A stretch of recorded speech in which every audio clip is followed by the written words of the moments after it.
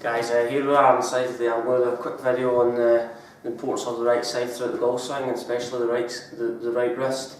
So I won't delve into too much detail about that. So we want to talk about the main priority of the right wrist during the golf swing. So what I'm going to talk about is how the right side operates and how the right wrist applies all the force on the way down in accordance with the left wrist. But what I'm going to do first of all, I want to talk about grip. So what I mean by grip is how we position our hands on the golf club.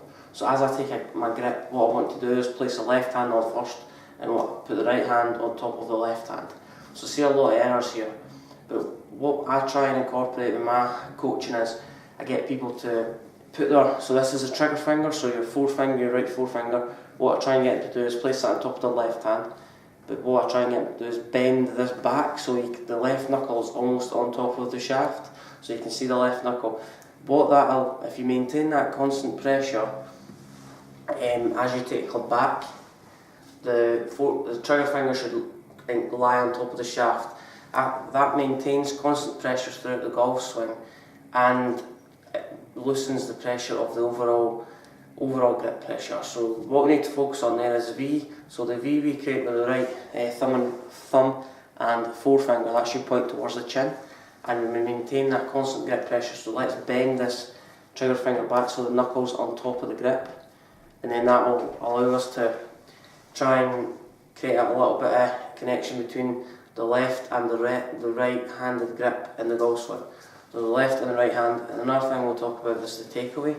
So as you take the club back, the trigger finger should lie on top of the grip. So as you take the club back, your right wrist dorsiflexes, so from this position, and what happens is I take the club back, I maintain a constant grip pressure, my left thumb and my right thumb are in contact with each other.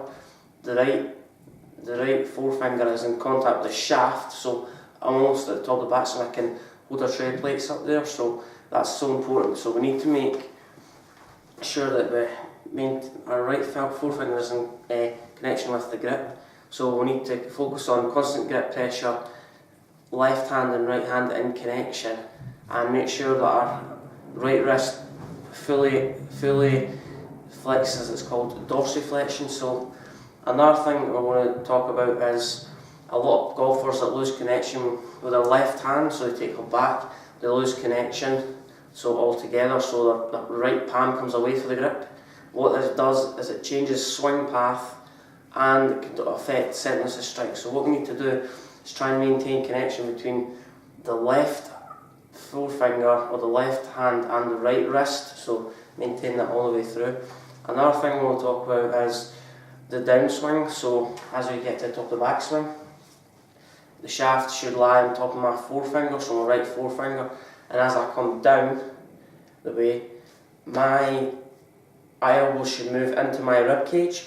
My elbows are fully flexed at 90 degrees. To come down, I feel like that my right wrist is pointing down the way, and as I come through, my right arm should go from flexed, so my right arm's tucked in, so it should go from flexed to fully extended, and I should be able to get that overhand hit that try and incorporate. But another thing to think about is when you're coming down the way, so we need to maintain that constant pressure on the back of the grip, and so we'll talk about this palm. So the palm should face up the way, holding our tray plates, and as we come down, the right wrist should go from, this is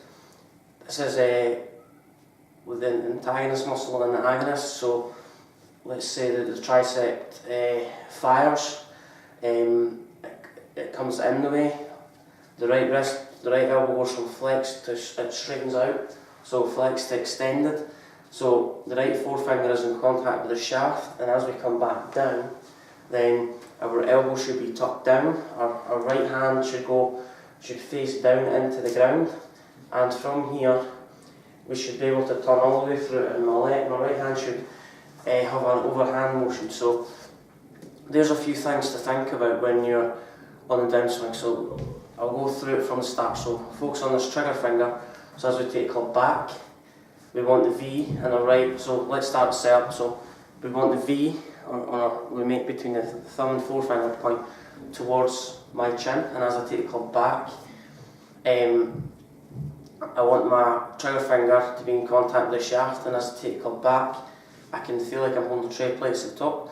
So let's talk about the downswing. So as I come down, my elbows will start with feet, the kinematic sequence. Feet fire first. I bump my hips to the left. My right elbow comes down the way. My right wrist, so my triceps contract, my bicep relaxes. And from this position, my elbow goes from flexed to extended all the way through, so it straightens out after impact. My right hand whips through, so it goes from there. So my right elbow is tucked in, my right wrist is ready to fire as I come through. The left wrist is extended, right wrist is flexed as I come through again. Right wrist goes from flexed to extended, then left wrist flexes. So it's a two-sided affair with the golf swing. So if you've got any thoughts on this, so let's focus on this trigger finger. So we need to make sure that's in contact with the shaft. So as we come down, we go from flex to extended, we whip this right hand through, and we create some leverage. So we need to focus on this pressure point.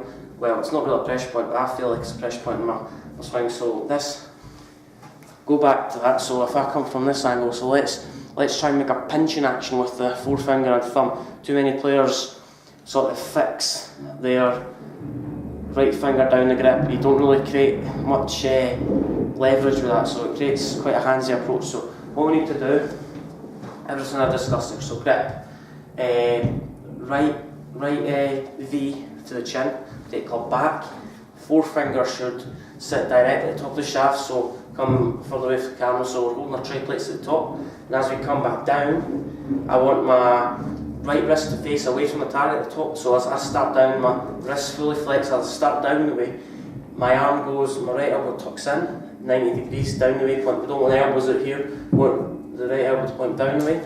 As I come down, my right arm is whipped through, round the corner. I can almost hit a low 4-iron shot in tennis, try and get through that. And there's a few things to think about when trying to create some leverage, compression, hitting down on the golf ball, overall distance and consistency. So there's a few things to think about when you're considering this right wrist. If you've got any thoughts on the video, it is quite a technical video, but I tried to do it as best I could. It's a nice day outside, so I'm still unable to hit some shots because of my wrist and my fingers. So if you've got any thoughts on the video, let me know. And if you find my tips helpful, subscribe to my channel at JML Golf or follow me on Twitter and Facebook at JML Golf. Thank you.